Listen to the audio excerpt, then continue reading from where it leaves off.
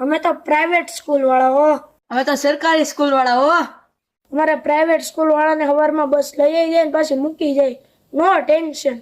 અમને તો ઘરેથી જ પુરાણા ટીંગા ટોળી કરીને નિશાળે મૂકી જાય. અને તારા ભાઈનું નામ એટલું મોટું રહ્યું ને કે કોઈ પણ હોન્ડા વાળો નીકળે ને હાથ દીધા વગર અમને ઠેઠ ઘરે લગી મૂકી જાય. પ્રાઇવેટ સ્કૂલમાં ભણો ને તો તમે શિક્ષક અને ડોક્ટર જેવા મોટા માણસો બનો. શિક્ષક ની તમે વાત જ શું કરો? અમારે સાહેબ નિશાળે ન આવ્યો હોય ને તો છોકરાઓને હું જ ભણાવું.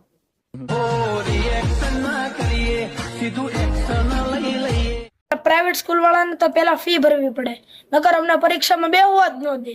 ફી બી અમે કઈ ન ભરી હો. અમને તો સરકારે જ હમણાંથી ખાતામાં પૈસા નાખે કે બસ તમે ખાલી સ્કૂલે જાઓ. અમારે પ્રાઇવેટ સ્કૂલ વાળાને તો હર અડધી કલાક તો ખાલી રમવાનો લેક્ચર જ આવે. બસ ખાલી અડધી કલાક. અમે તો ખાલી અડધી કલાક ભણીએ અને બાકી રમીને મોજ કરીએ. ખાલી ફરક 19-20 નો જ છે.